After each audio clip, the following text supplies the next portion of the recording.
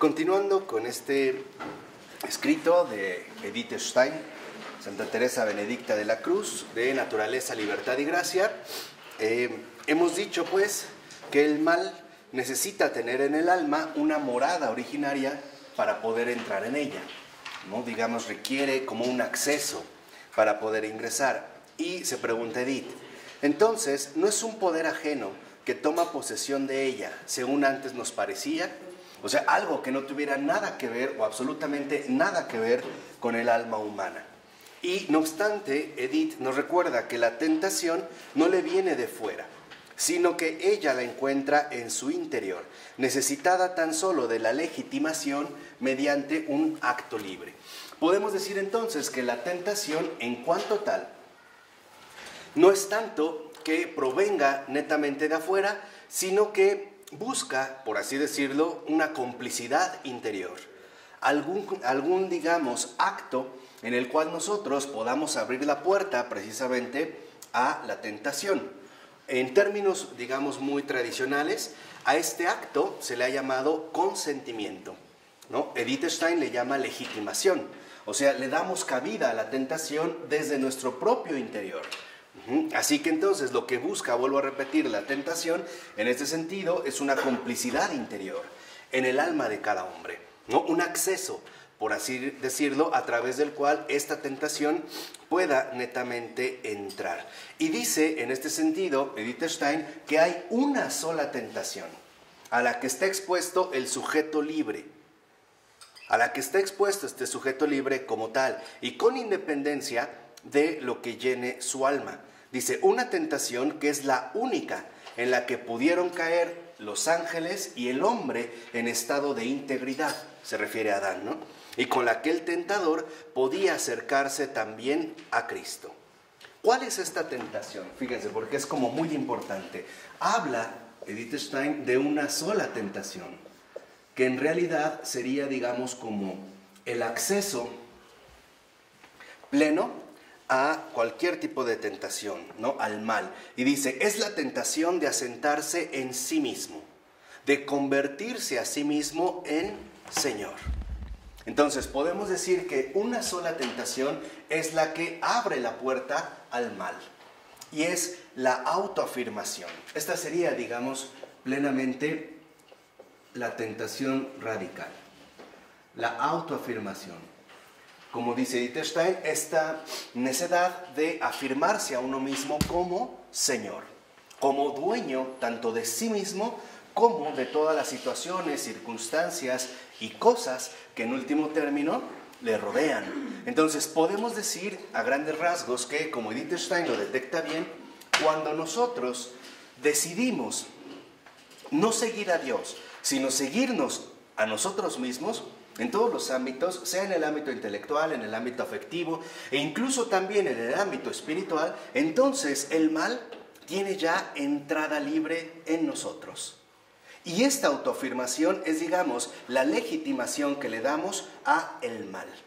Podemos decir que entonces, cuando nosotros queremos ocupar el lugar que no nos corresponde, la autoafirmación, el querernos afirmarnos como convertirnos a nosotros mismos en lo que no somos, el mal encuentra prácticamente una entrada abierta para poder tomar posesión, en este caso de nosotros. Una posesión que dijimos no necesariamente representa, en los términos digamos más drásticos, una posesión diabólica, pero sí una posesión, vamos a decirlo así, en tanto nos conduce a las tinieblas, al error, a la equivocación y en pocas palabras al pecado. Entonces, es muy importante darnos cuenta de esto porque, en último término, el mal no puede ciertamente, ¿no?, invadirnos si nosotros no lo permitimos. Y esto es algo muy importante. ¿Por qué? Porque uno de los rasgos centrales de nuestra propia naturaleza es el hecho de que somos libres. Y en tanto seres libres, también realizamos o llevamos a cabo actos libres. Este acto libre involucra que, en último término, yo decidí u opté, por ejemplo, por seguir a Dios o bien por negarme a seguirlo. Y entonces quererme asumir a mí como la medida única y exclusiva de todas las cosas. ¿no? Esta es, digamos, como la única tentación que Wittgenstein reconoce que es literalmente la puerta, ¿no?, que abre la entrada al mal. O sea, cuando queremos seguir nuestros propios criterios o nuestros propios modos de existencia sin tomar en cuenta a Dios, entonces finalmente el mal ya se puede apoderar de nosotros. Dicho de otra manera, si nosotros traicionamos a la verdad, entonces las tinieblas se apoderarán de nosotros.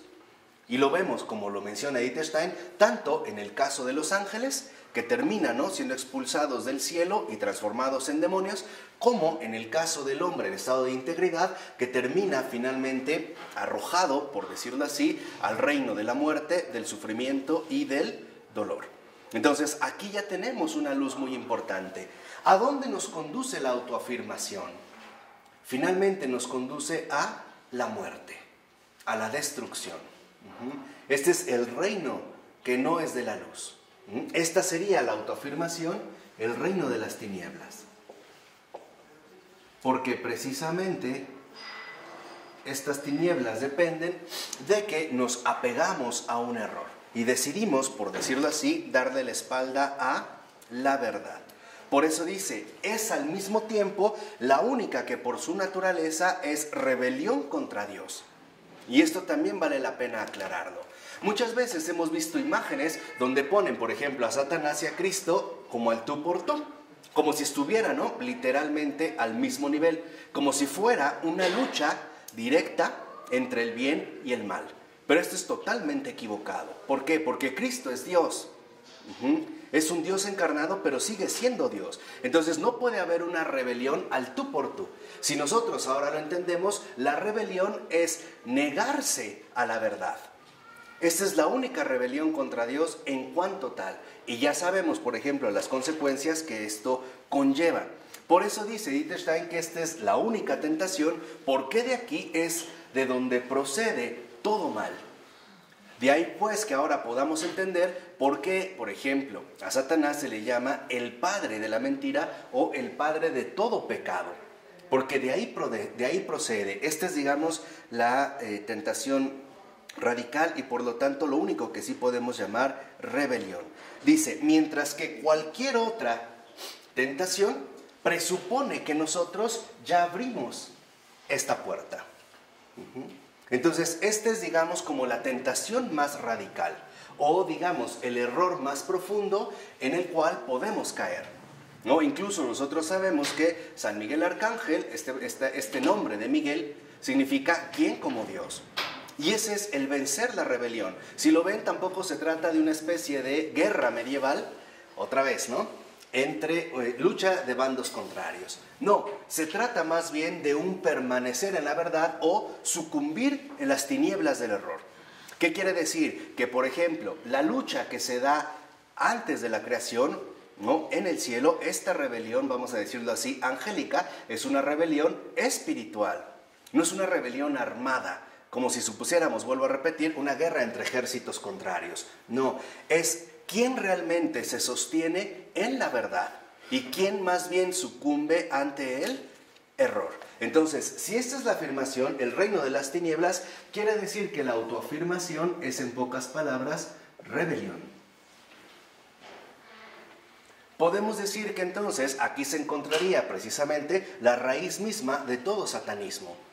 De todo gesto satánico tiene como base justamente la rebelión. Pavel Florensky ya lo había mencionado cuando nos dijo que en el infierno se vocifera 3 no es 3. A esto se refiere, o sea, la autoafirmación. El decirle no a Dios y sí, en este caso, a nosotros mismos. Por eso continúa Wittgenstein diciendo que a una tentación, sea cual sea su tipo, solo se le puede salir al paso desde el espíritu de lo alto. ¿Qué quiere decir? Que sin la gracia somos prácticamente impotentes para resistir la tentación, sea cual sea. No se requiere, digamos, que la tentación sea muy extrema, muy dura. Bastaría la más mínima para que nosotros sucumbamos a ello. ¿Por qué? Porque proviene precisamente de un ámbito espiritual, vamos a decirlo así, netamente espiritual, del cual nosotros no formamos parte. al menos no enteramente. Por eso insiste Wittgenstein que el hombre por sí mismo no puede realmente detectar la tentación que está activa en él y tampoco puede resistirse a ella. Y esto es algo muy delicado porque nos habla también de nuestra auténtica condición humana. Es una condición humana herida y debilitada. Entonces, por más que nosotros quisiéramos indagar, por ejemplo, en el nivel de tentación que está presente en nosotros, en el nivel de mal que realmente ha arraigado en nosotros, no podríamos alcanzar a hacerlo. Estaría más allá, digamos, de nuestras propias posibilidades humanas. Y tampoco tendríamos la posibilidad de resistir, por así decirlo, a su influencia. Solo a través de la gracia, o como lo dice Wittgenstein, solo a través de la intervención de lo alto. Y esto lo vemos expresado de una manera muy bella en el Salmo, en un Salmo, ¿no? Donde se da una invocación, ¿no? Dios mío, ven en mi auxilio, date prisa en socorrerme. Entonces, ninguno de nosotros puede por sí mismo vencer el mal. Esto ya es, digamos, como una luz fundamental. La lucha con el mal nunca es cuerpo a cuerpo. No se trata de desafiarlo para que entonces nosotros podamos, de cierta manera, vencerlo. No, porque si queremos hacer así la lucha, perdemos. No es esto el punto. La verdadera lucha espiritual consiste en mantener siempre viva la invocación. Esa es la lucha espiritual. Y eso hay que tenerlo muy presente. No se trata, vuelvo a repetir, de querer combatirla con nuestros propios medios o con nuestras propias fuerzas. No, se trata de que en la lucha espiritual no olvidemos siempre llevar a cabo la invocación de la ayuda del Señor. En este caso, la aceptación de que estamos necesitados de la ayuda de Dios. O sea, en pocas palabras, la verdadera lucha espiritual es vencer siempre y en todos los casos la autoafirmación. Y esto ahorita lo podemos ver en un ejemplo muy bello de San Martín de Tours, que es aparte un gran santazo. En una ocasión, ¿no?, va a hacer un viaje y se hospeda en casa más bien va a otro monasterio a visitar y él decide quedarse en el establo, que está lleno de paja, ¿no?, como un lugar sencillo para pernoctar, también digamos en un espíritu de penitencia. Entonces, al salir, los hermanos le cierran con postillo, ¿no?, la puerta. Entonces, él por dentro no puede abrir, ¿no?, y él tampoco, digamos, tendría esta necesidad. Entonces llega el mal espíritu y lo que hace es que por una instigación tira una lámpara de aceite sobre la paja. Y entonces empieza a arder. Y ya sabemos cómo arde la paja, ¿no? Entonces San Martín de Tours, al ver las llamas, lo primero que hace es intentar abrir la puerta. O sea, sale, digamos, como corriendo hacia la puerta y el incendio cada vez es mayor. Entonces la avienta y no puede. Entonces la vuelve a intentar y no puede. Da toquidos, da gritos, pero no lo escuchan, porque recuerden que en ese momento, o en esa época histórica, el establo está justamente en las afueras, ¿no?, de la propiedad. Entonces no lo escuchan. En ese sentido está perdido. Justo cuando las llamas ya le están quemando, porque sí le alcanzaron a quemar parte de la espalda y del brazo, cae en la cuenta de que había cometido un grave error. No haber invocado a Dios desde el principio ante el peligro. Entonces lo que hace es voltear, caer de rodillas y le dice: perdóname, Señor, ayúdame. Y en ese momento ve que se abre el fuego, él entra, se pone de rodillas a rezar y se apaga. Y fue un incendio tal que los hermanos se espantaron porque pensaron que no iban a encontrar muerto. Entonces cuando lo sacaron, la primera lección que les dijo es: nunca se olviden de invocar a Dios antes de hacer otra cosa. Y aquí es lo que vemos, o sea, la autoafirmación siempre es como un gesto de rebelión, de rebeldía. Incluso podemos decir que la rebelión significa entonces, en este sentido, traición a la verdad. Por eso les decía que en ese sentido hay que ser como muy sutiles para entender de lo que estamos hablando. El error de Martín de Tours no fue, en este sentido, buscar abrir la puerta, sino el olvidarse de lo importante y querer autoafirmarse a sí mismo como alguien que es capaz de escapar de este peligro. y después reconocer que en efecto le era imposible. Y eso ya después le tuvieron que curar. Pero le quedó una cicatriz y dijo que eso es para que nunca se le olvidara lo más importante: invocar a Dios siempre y en todo momento. Entonces dice, en realidad parece evidente, pues, dirá Edith Stein, que la tentación como tal es solo algo que puede darse en un alma en la que el bien y el mal están como en casa.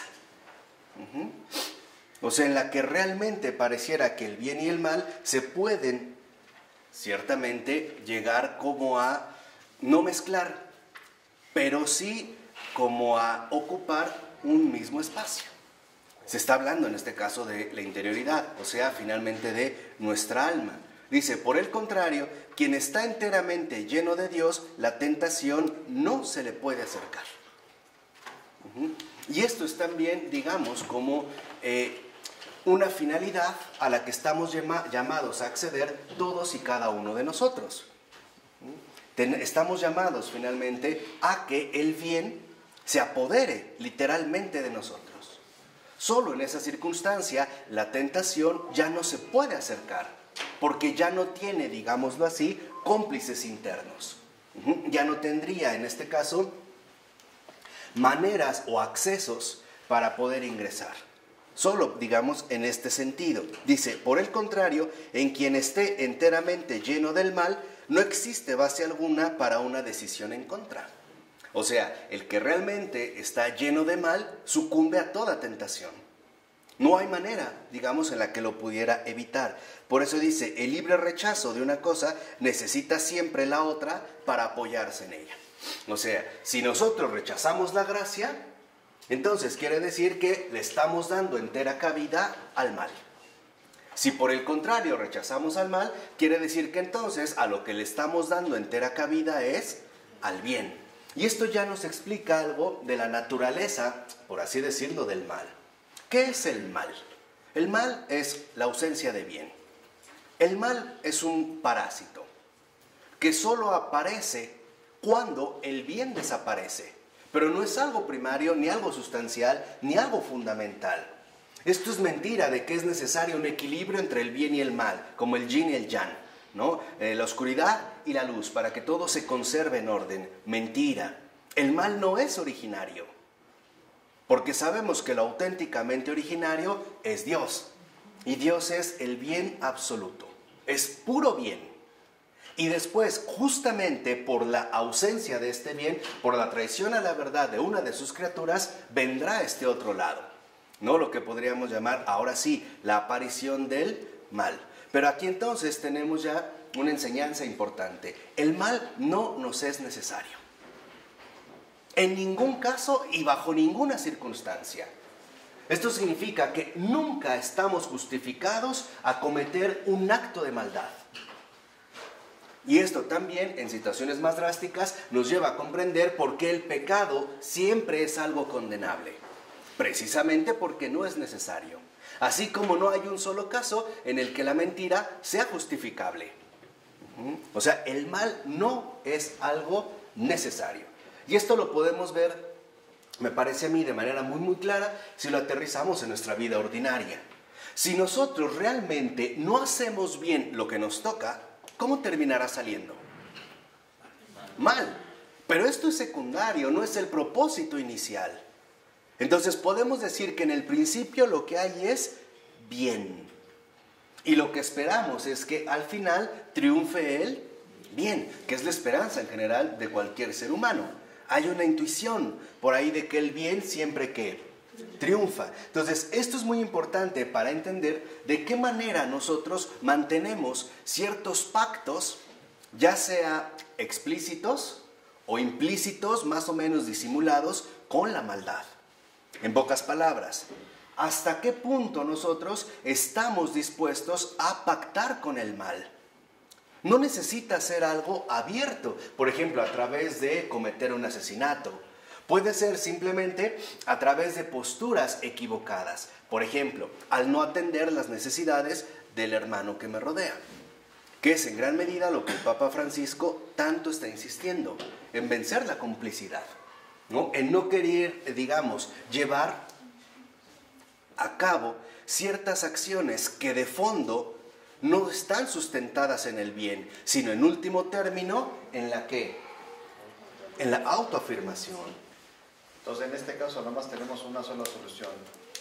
Estar de rodillas todos los días y pedir auxilio al Señor y todo. No hay otra. No hay otra. Y todos los días, ¿no? Es porque esto es Sí, no. la vida diaria. Esta es, digamos, como la dinámica de vida.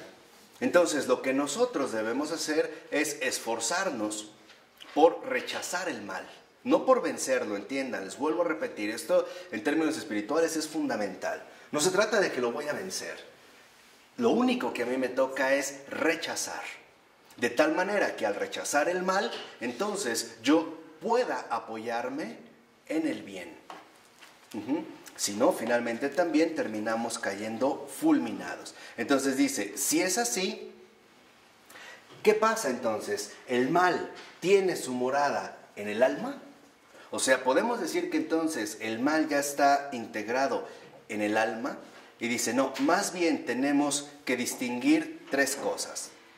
Ofrecer un flanco descubierto a la tentación, ser tentado y sucumbir a la tentación. Entonces, estas tres dimensiones son fundamentales, ¿no? Uno, vamos a decirlo así, cuando hablamos de la tentación, podemos hablar de debilidad, que también tendría que ver con nuestra fragilidad humana. Dice, esto es una cosa, ofrecer un flanco débil, ¿no? Ante la tentación. No es necesario, ¿no?, el hecho de ser tentado, simplemente que por ahí hay, digámoslo así, una apertura o un punto débil, ¿no? Un talón de Aquiles. Este es un punto. El segundo es ser tentado.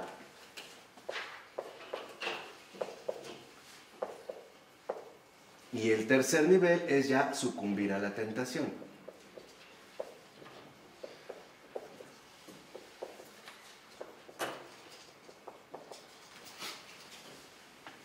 Esto es muy importante porque a veces parece que nos enredamos y no entendemos bien en qué situación concreta es que nos encontramos. O sea, como que no captaríamos muy bien cuál es, digamos, como la situación real en la cual estamos viviendo. Primero, una debilidad humana, ¿no?, es, digamos, una oportunidad para que el mal accese. Y estas debilidades pues son prácticamente pues inevitables en nosotros por nuestra situación humanamente herida, ¿no? O sea, no somos, digamos, perfectos. Tenemos estas debilidades, tenemos, digamos, esta fragilidad humana contra la que definitivamente no podemos hacer nada, ¿de acuerdo? Lo que sí podemos hacer es ejercitarnos en las virtudes. Esto es muy importante para superar esta debilidad. Esto sí lo podemos hacer, ¿no? Pero al ser tentado, significa que estamos en una situación distinta. ¿Por qué? Porque la tentación no es unilateral. La tentación, por lo regular, es bilateral. Voy a poner un ejemplo. Puede ser que la tentación, voy a tomar un caso muy concreto, la sexualidad, que creo que es como muy gráfico. Puede ser que la tentación se apoye en cierta debilidad tuya. Y entonces, por ejemplo, te quiera estimular a la actividad sexual. Lo puede hacer de esta manera. Pero también puede ser que la tentación opere de manera distinta. Y en lugar de dirigirse hacia tu debilidad, ahora se quiera dirigir hacia tu lado más fuerte o más fortalecido. De tal manera que en lugar de invitarte a cometer pecado, te halague porque no lo has cometido. No sé si me explico. En ambos casos, lo importante es que en último término, cada uno de nosotros llegue a la autoafirmación. Y una vez que estamos en la autoafirmación, ya estamos, podríamos decir, en plena rebelión. Y ahí sí ya estamos en pecado. Esto es lo que resulta al momento de sucumbir a la tentación. La tentación, les vuelvo a repetir, siempre es bilateral. O buscará, ¿no?, por decirlo así, llegar a nosotros a través de la parte más débil, o sea, de la parte que menos hemos ejercitado a través de las virtudes, o a través de la parte más fuerte. ¿Para qué? Para que nosotros crezcamos en vanidad, en soberbia o bien en orgullo. Esta puede ser, digamos, como dos variantes. Lo podemos ver en dos casos distintos. Por ejemplo, a San Francisco de Sales, ¿no?, el tentador le mostraba su estado pecador, su realidad humana. Entonces lo que le decía es: estás condenado. Eso era verdad sin Cristo. La tentación es súper hábil. No, de verdad, sí hay que estar de rodillas mucho tiempo. Hay que tener callo en la rodilla porque si no nos atrapa. Pero es súper hábil, estás condenado. Y esto era verdad, pero solo era una parte de la verdad. No era toda la verdad. Y él cayó, digamos, en este vacío hasta que Jesús le pregunta: no, Francisco, ¿por qué estás así? Mi nombre no es el que condena, mi nombre es Jesús. Se va por el lado, vamos a decirlo así, débil. Pero con Catalina de Siena no le llega por ahí, porque como ya la ve muy fortalecida en el ámbito de las virtudes y no encuentra por dónde llegar, entonces va a utilizar la estrategia contraria. En el momento de su agonía se le aparece el mal espíritu, se le queda viendo y le dice: Catalina, qué santa eres. Vean, vean la diferencia. No le mostró nada. Y en ese momento Catalina, era su última lucha, le dijo: santa yo, jamás. Así que aquí es donde nosotros debemos ver por dónde es que puede llegar mucho más la tentación. Ya al sucumbir a la tentación involucra que nosotros hemos consentido. Entonces, para sucumbir a la tentación se requiere consentimiento.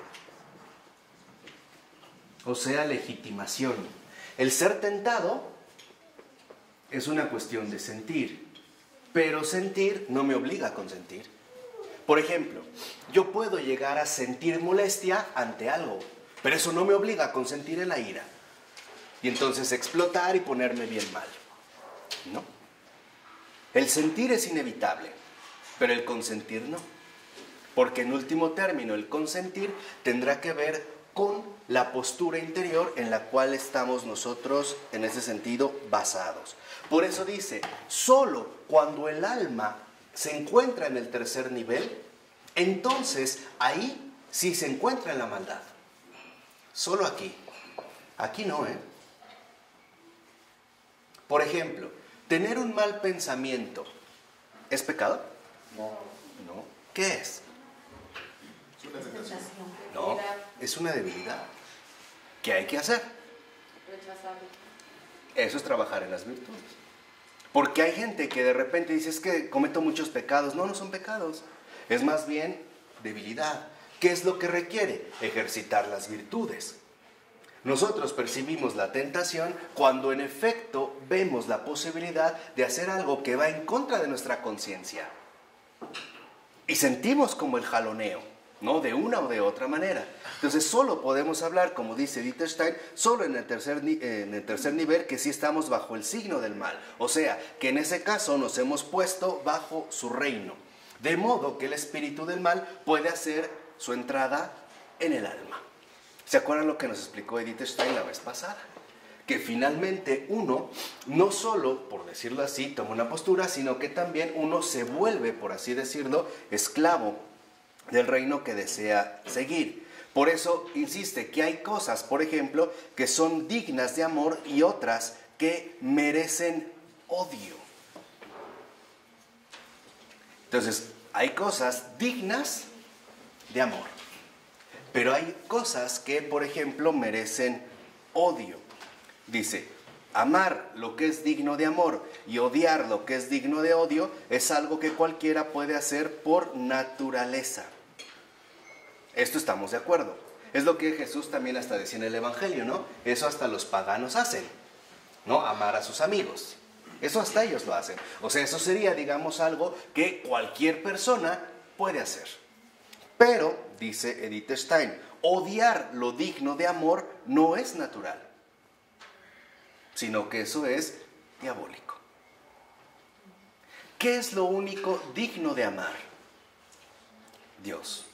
Odiar a Dios, eso es lo diabólico. Ese es, digamos, como el distintivo diabólico. Dice, y eso solo lo puede hacer el malo.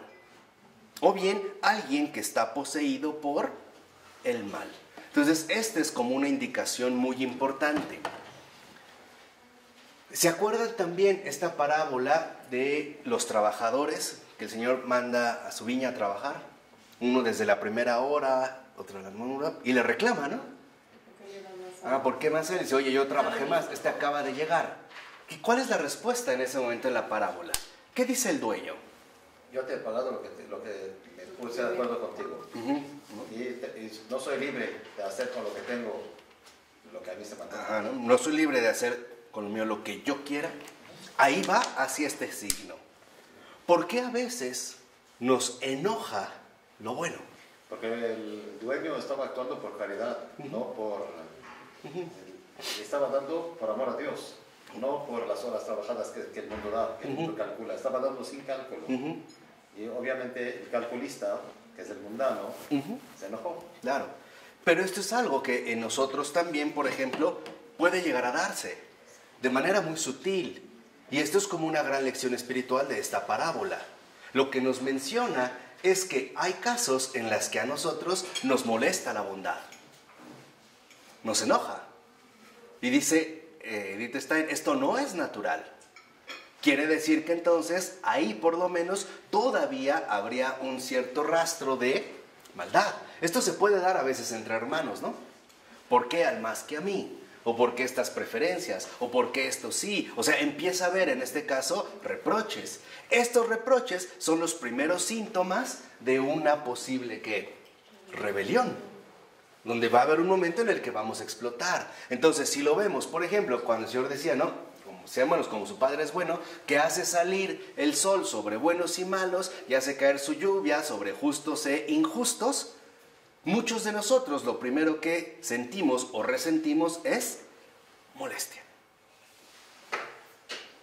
Es enojo. ¿Cuántas veces en nuestra vida ordinaria decimos, ¿por qué a él sí y a mí no? ¿Por qué a él sí le va bien y a mí me va mal? ¿O por qué él ha tenido esto si ni lo merece?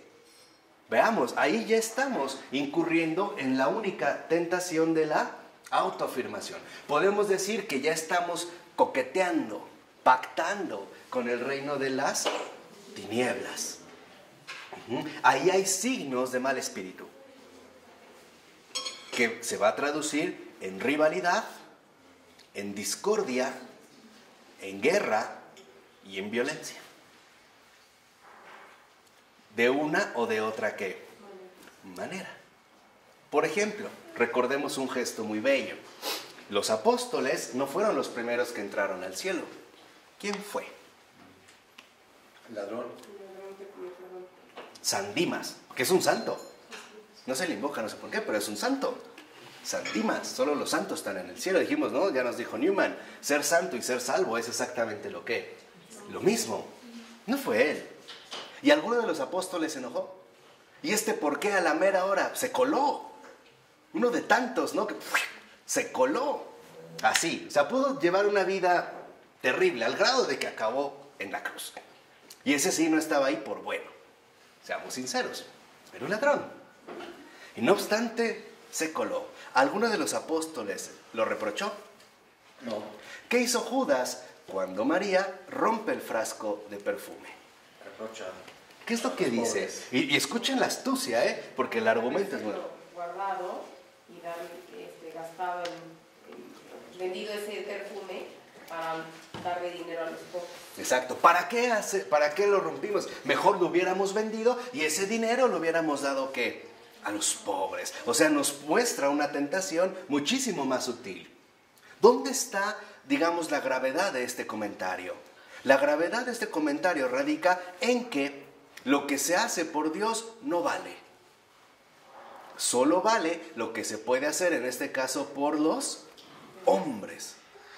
Como hay mucha gente, y lo sabemos, que está diciendo que la visita del Papa es una visita ociosa, que con lo que va a costar mejor se le diera a los pobres.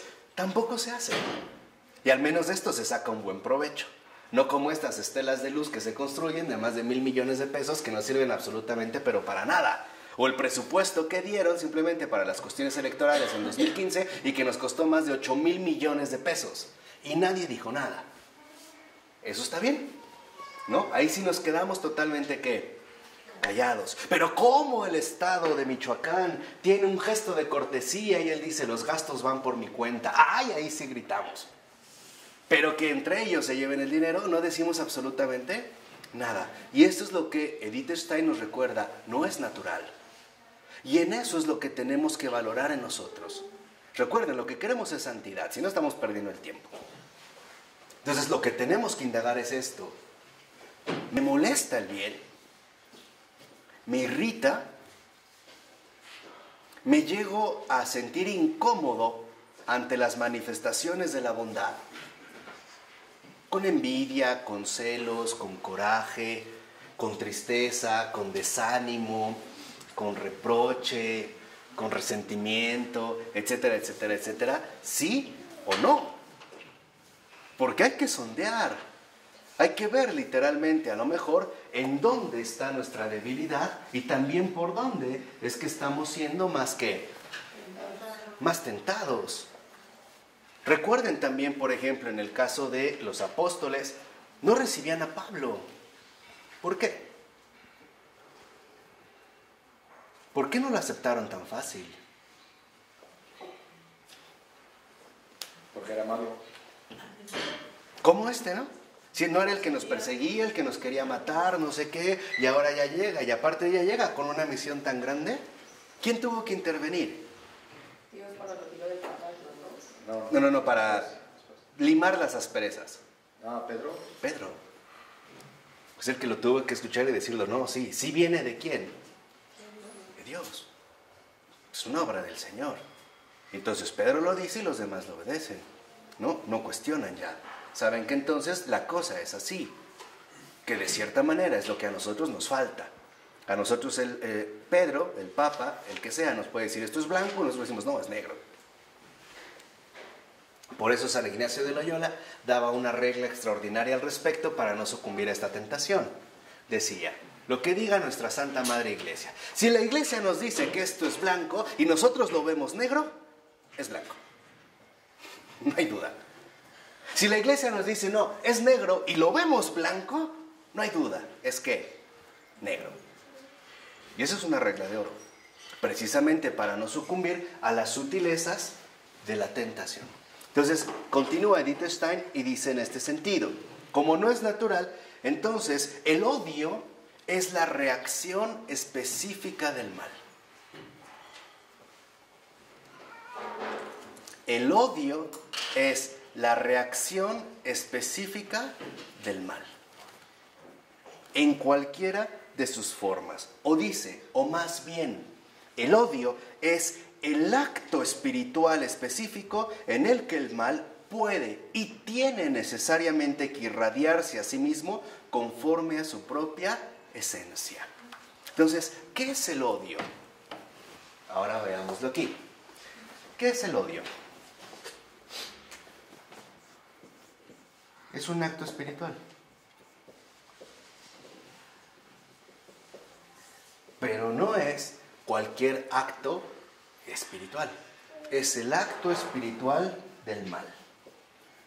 Y por eso lo ponemos con mayúsculas. Es su manifestación. Cuando nosotros sentimos odio hacia lo que sea, por muy justificados que puedan parecer nuestros motivos, quiere decir que estamos infestados del espíritu del mal. En pocas palabras, que este espíritu del mal sí habita en nosotros. No como una posesión, pero sí como una habitación. Ha encontrado un lugar y nosotros le hemos permitido, ¿no?, que se quede ahí, de una o de otra ¿qué? Manera. Entonces es muy importante checar la cuestión del odio, porque dice que en realidad lo que hace el odio es llevarnos siempre a una eterna inquietud. Es la inquietud propia del mal. El odio es inquietud. El alma que odia no tiene descanso.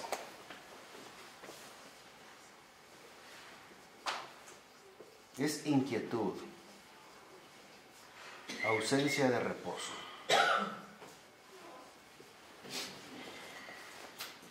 De hecho, este es el fuego que nos extingue. Un odio que incluso dice, no, me las va a pagar y aquello, y no se conforma y está así como agitado y revuelto y molesto. Quiere decir que ahí hay una presencia del mal espíritu. No tiene quietud, es siempre, ¿no?, una ausencia de reposo que no se extingue. E incluso al grado de que en efecto llega al rechinar de los dientes. No sé si han visto, hasta no sé, en las telenovelas o las películas, y no es casual, que cuando una persona manifiesta este odio, aprieta la dentadura. Te odio. Ajá, quiero rechinarse los dientes. Es por esto. Quiere decir que no solo es una, digamos, un sentimiento cualquiera, es un acto espiritual sumamente nefasto. Porque esto devora el alma, le roba la paz, le quita la calma y la va a llevar finalmente a un estado de perturbación. Es como dice finalmente Edith Stein, una eterna inquietud. Es un malestar perpetuo, ¿no? Eso es el odio.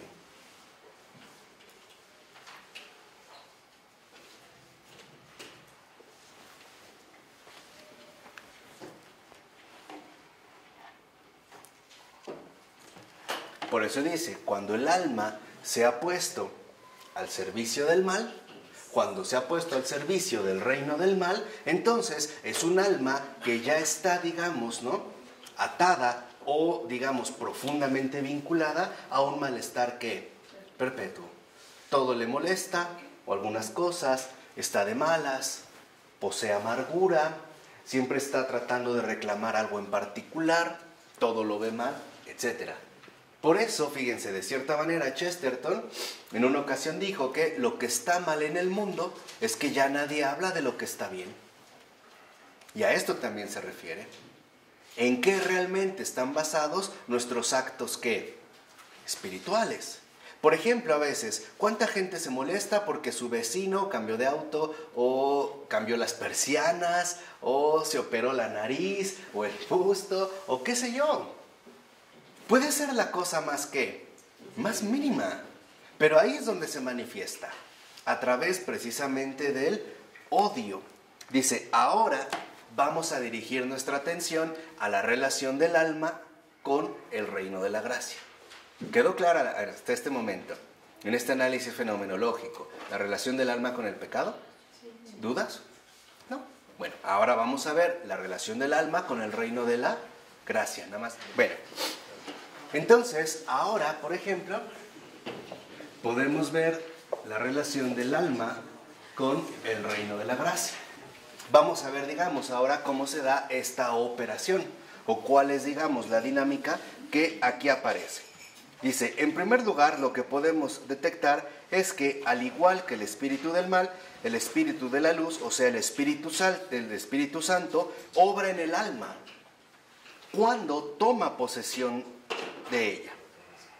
O sea, también estamos llamados a experimentar una posesión, con la gran diferencia que se trata de una posesión de Dios. Ser realmente poseídos, ¿no?, tomados enteramente por Dios. ¿Y qué es lo que esto va a conllevar? Nos va a conducir a una verdadera transformación. Y esto es lo más fundamental. Entonces dice, en un primer nivel, en la relación del alma con la gracia, lo que vemos es una transformación, en un primer momento, de nuestras reacciones naturales.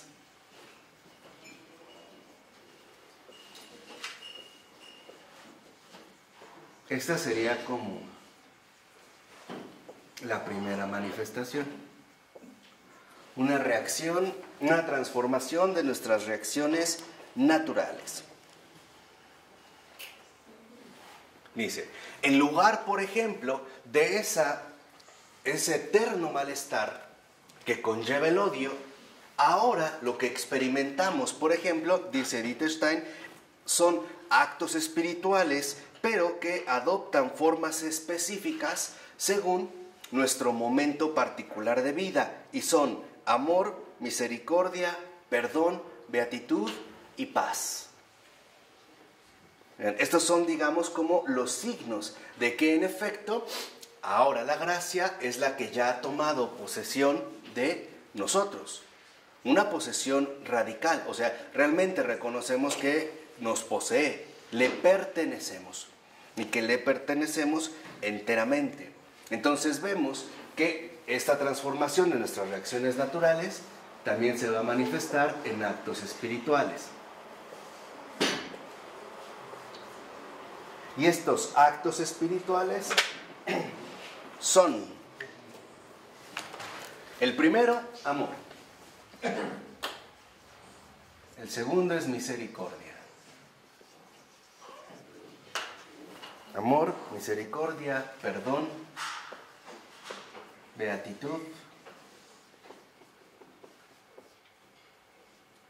y paz. Ahora son precisamente estos actos espirituales. Dice, y estos actos espirituales están más allá de la capacidad racional humana.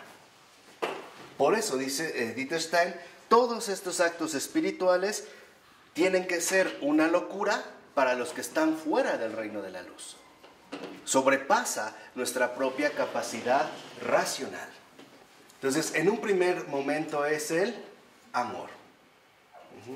El amor no como un sentimiento meramente, o como un estado particularmente especial del alma. No, el amor como una incondicional entrega en el servicio al prójimo. Así, en ese sentido radical. Una disponibilidad, ¿no?, total para servir al prójimo.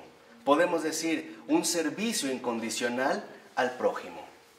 En este primer momento, así se manifestaría. No solamente cuando me conviene o cuando quiero, simple y sencillamente cuando esta persona lo necesita. Misericordia. La misericordia que se refiere precisamente a la capacidad de amar, ¿no?, o compadecernos por aquello que nos puede resultar incluso muy como alejado de nuestra realidad, de la miseria. Esa es la misericordia. Amar la miseria. Amar literalmente la miseria en todas sus manifestaciones, en lugar de sentir una reacción natural, por ejemplo, de asco o de rechazo. Pero también implica algo mayor la misericordia, soportar con paciencia los defectos del otro. Sí, como una obra, ¿no? Como, digamos, como uno de estos frutos, pero es realmente una entrega total a esta miseria. Por ejemplo, en un San Francisco de Asís, antes de su conversión, cada vez que veía a un leproso, le huía. Es más, sentía asco y repugnancia. Pero a partir de su conversión, terminó viviendo con ellos e incluso comiendo del mismo plato y usando la misma cuchara. También algo similar pasó con Teresa de Calcuta. No es que tampoco sintiera de inmediato mucha atracción por esa miseria, ¿no? Hasta que tiene el tercer llamado. ¿Sí sabían? Que en una ocasión tiene como una visión, una revelación donde ve que los más pobres de entre los pobres le extienden las manos. A ella le dicen ven y lo deja pasar. Después tiene otra visión donde ahora ve que son los mismos llamándole a ella, pero está María en medio de ellos consolándoles y le dicen ven y también como que lo deja pasar. Hasta que en la tercera ocasión ve que están esos pobres con María y está Jesús y le siguen diciendo ven. Entonces Jesús le dice, a ver, ya te lo pidieron ellos. Ya te lo pidió mi madre, ahora te lo pido yo. ¿Te vas a seguir negando? Y le dice, ¿sabes? A ti no te importan las almas. A mí sí, porque yo sí las amo. Yo sí morí por ellas. Tú no. A ti no te importan. Y es serio. Esa es la capacidad de amor que sobrepasa, ¿no?, cualquier tipo de condición humana. Ahí va la misericordia. Y el perdón consiste en que nosotros no tomamos las ofensas como algo grave, sino al contrario. El perdón consiste en que somos capaces de reconocer nuestra propia culpabilidad.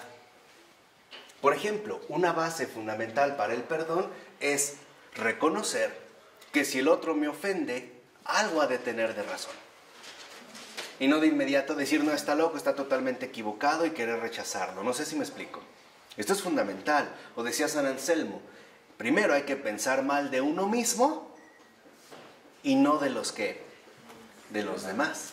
Por ejemplo, a veces llegamos a la casa todos apurados o algo se nos olvidó y decimos, ¿dónde dejé mis llaves? ¿Quién las agarró? Y a lo mejor las traigo en la bolsa. O yo mismo las dejé en otro ¿qué? En otro lugar.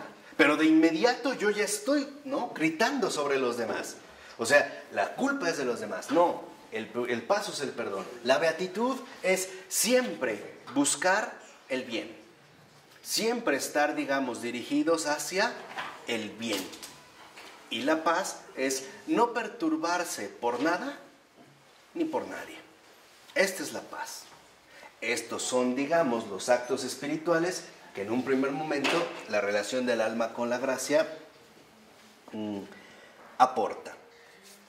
Por eso insiste también Edith Stein que el espíritu de la luz, lo que vemos es que es riqueza que no termina, sino que al contrario, la gracia siempre posee un perfil infinitamente fecundo.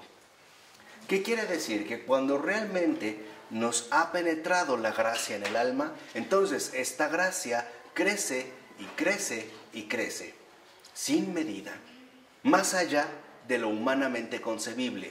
Crece en amor, crece en misericordia, crece en perdón, crece en beatitud y crece ¿qué? En paz. Podemos decir que en realidad estos actos espirituales nos conducen a una auténtica cristificación. Cristo crucificado justamente es el amor absoluto, la misericordia absoluta, el perdón absoluto, la beatitud absoluta, la paz absoluta. Y es esto, digamos, como el camino hacia el cual nosotros pretendemos dirigirnos. Ahora dice, y es justo lo que ocurre, lo contrario, con el espíritu del mal, que es tal su fecundidad que se irradia sobre los demás. El odio te consume a ti, ¿no? Te acaba a ti, te consume a ti. La gracia no solo te beneficia a ti, se derrama sobre ¿qué? Sobre los demás, ¿no? Digamos así, es fecunda incluso para los demás. Por eso la gracia implica una verdadera transformación radical. Por eso les decía que en el seguimiento a Cristo no se pueden establecer como ciertos puntos medios. Puede ser que hablemos de que ya hay aspectos de mi persona que han sido dominados por la gracia, pero otros donde definitivamente no. No podemos decir que, bueno, va a un 30%, ¿no? Como en realidad es muy difícil medir el dominio de un idioma. Yo no sé por qué te preguntan, ¿y qué tanto por ciento tiene? No, pues un 80%. Tampoco se puede dar un porcentaje, ¿no? En realidad no. Más o menos un nivel de comprensión, pero no es un porcentaje. Lo mismo que pasa en el amor, por ejemplo. ¿Qué tanto por ciento amamos a una persona? ¿El 56.3%? ¿O qué tanto odiamos? ¿El 64.8%? O sea, en realidad no tenemos una cuestión enteramente calculable. ¿Por qué? Porque se trata en este caso, como hemos dicho, de actos espirituales. Entonces, dentro de esta transformación, insiste Edith Stein, que lo que vemos es que entre nosotros, o más bien en nosotros, cuando la gracia entra en relación con el alma, hay una especie de inversión. Se acrecienta el bien y disminuye el ¿qué? El mal. Esta es, digamos, como la inversión primaria. Y esta inversión se ve en que nuestras reacciones naturales se ven radicalmente transformadas. Por ejemplo, ¿cuál sería una reacción natural ante una ofensa? Responder, o un enojo, ¿no? En cambio, con la gracia, la reacción puede ser totalmente diferente. O sea, ni siquiera, por ejemplo, uno se tendría que enganchar. O puede ser que esta reacción ni siquiera se dé. O que se dé, digamos, de una manera incluso drástica cuando uno sufre una ofensa injusta y uno incluso de inmediato pide perdón ante ello. Y aquí empezamos a ver cómo hay un desafío a nuestra razón.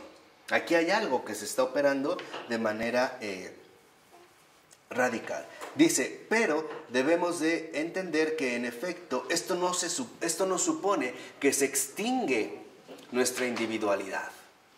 Acuérdense, la gracia nunca atenta contra la naturaleza. más bien la santifica. Podemos decir en ese sentido que la glorifica. No es que atente contra la naturaleza. Entonces, no perdemos nuestra individualidad porque en efecto lo que no perdemos es nuestra propia libertad. ¿Qué quiere decir? Que también el obrar de la gracia en el alma depende de un acto libre. Podemos decir entonces que, ¿por qué Dios nos hizo libres? Para aceptarle a Él. Aunque eso implica un riesgo. También el riesgo de rechazarle, ¿no? Ese es, digamos, el drama del amor. El amor es un riesgo. Somos libres de aceptar. Pero también esa misma libertad alcanza como para rechazar. Pero si se acepta, esa aceptación se traduce en un acto auténticamente libre. ¿Vale? Entonces esto, en ese sentido, no se pierde. Dice, por ejemplo, lo que vemos es que nosotros hemos ido adquiriendo un determinado carácter. Este carácter se ha ido formando en base a las disposiciones naturales que fuimos desarrollando, ¿no? Por ejemplo, vamos a poner este caso muy sencillo. Un bebé va desarrollando un carácter. Y es un carácter, podemos decirlo así, realmente muy primario. Ejemplo, si no se satisfacen sus necesidades, de inmediato llora. Es parte de un carácter. Pero es un carácter adquirido, ¿no? Ahora, para un bebé está bien, porque no puede aguantar lo que un adulto sí. Por ejemplo, si un bebé no come a sus horas y pasa más tiempo, corre el riesgo de una hipoglucemia. No tiene la capacidad de regular todavía su metabolismo. Lo mismo pasa con la temperatura. Por eso sabemos que si de repente la temperatura disminuye, entonces viene un hipo. Y es como una señal de alerta de que no puede todavía calentarse, ¿no? No puede regularse. O si está muy acalorada, llora. O cosas por el estilo. Bueno, en un niño funciona. Pero ¿qué pasa cuando este carácter se sigue conservando todavía en una edad adulta?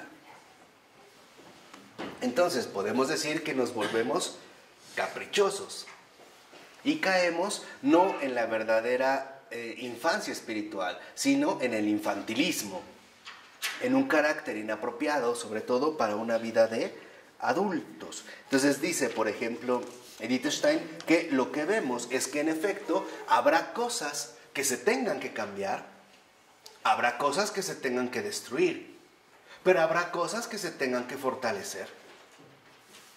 No sé si me explico, no es que todo es destruido, no.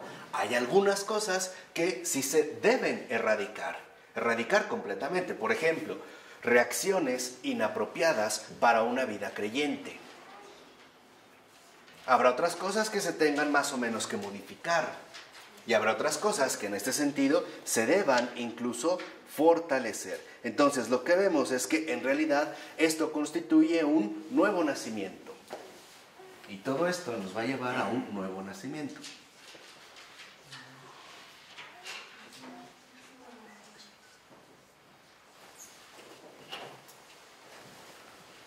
Vuelvo a repetir, no se trata de que todo fue aniquilado, no. Podemos decir que en pocas palabras se trata de erradicar lo malo de raíz y acrecentar, confirmar y hacer crecer lo bueno. Es como un gesto de limpieza, ¿no? Por ejemplo, la remodelación de una casa, como una remodelación, pues se trata de que muchas cosas se quitan, pero no todo. Porque entonces ya no es una remodelación, sería una total reconstrucción, ¿no? Pero habrá cosas que hemos, mira, esto sí, esto no, este muro aguanta, este no, este hay que fortalecerlo. Bueno, es como toda una labor en este sentido de remodelación.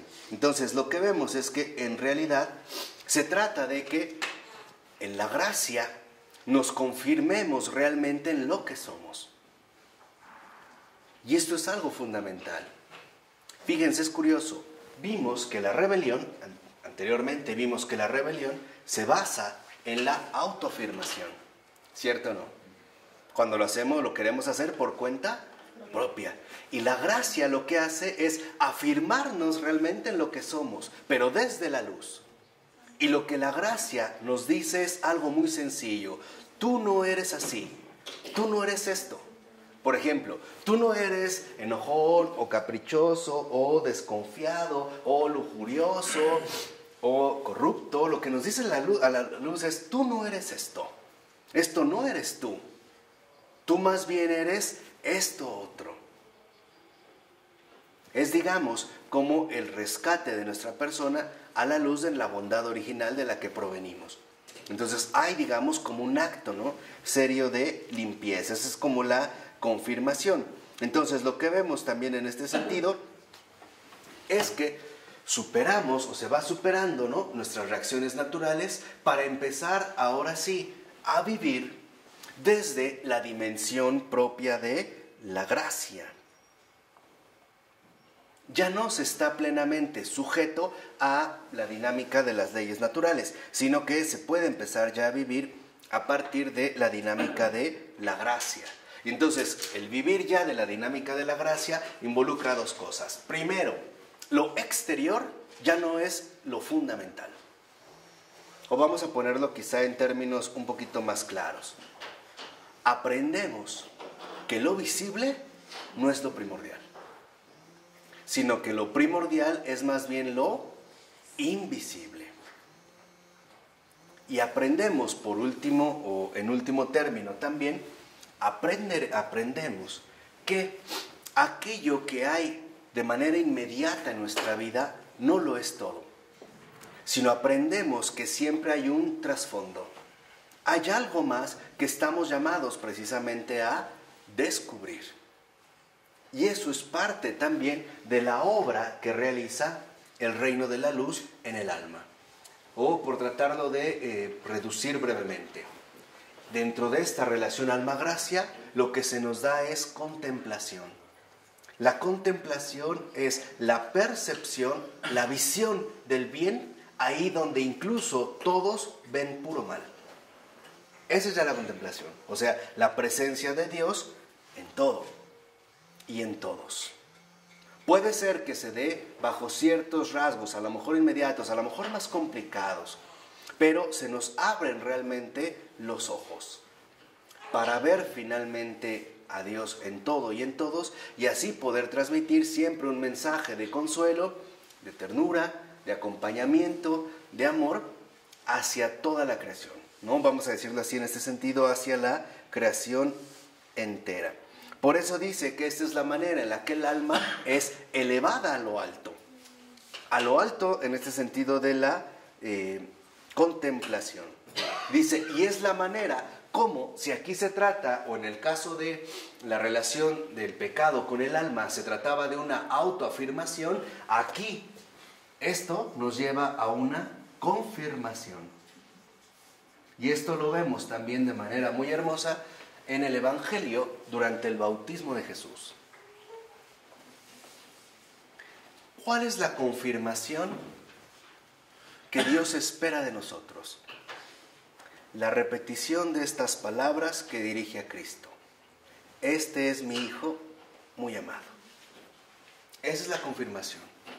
Que el Padre diga de cada uno de nosotros exactamente lo mismo. No es este es casi mi hijo, ¿cómo si? No, este es mi Hijo muy amado. Este es, digamos, también como la cuestión medular en la referencia del alma a la gracia.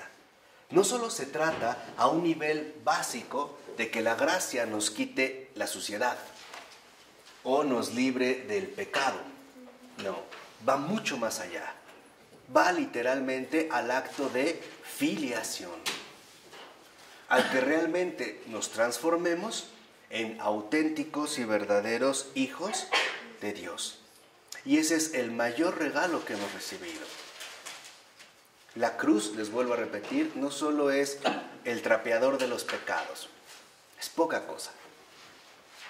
En la cruz no solo se da el perdón de los pecados, se da realmente la incorporación en carne viva de cada uno de nosotros a la divinidad del Hijo, al que realmente por Él, ahora cada uno de nosotros sí somos hijos de Dios. Solo falta que lo seamos en espíritu y en verdad. Y eso es lo que el Señor nos dijo. Ahora el Padre quiere adoradores en espíritu y en verdad. Podemos decir, ahora el Padre lo que quiere es que cada uno sea confirmado en su verdadero ser. En su verdadero ser, hijos de Dios. Y este es un regalo que se nos dio en virtud de la gracia. O sea, en virtud de la infinita bondad de Dios. ¿De acuerdo? ¿Sí? Vamos a dejarle hasta aquí. En nombre del Padre, del Hijo y del Espíritu Santo.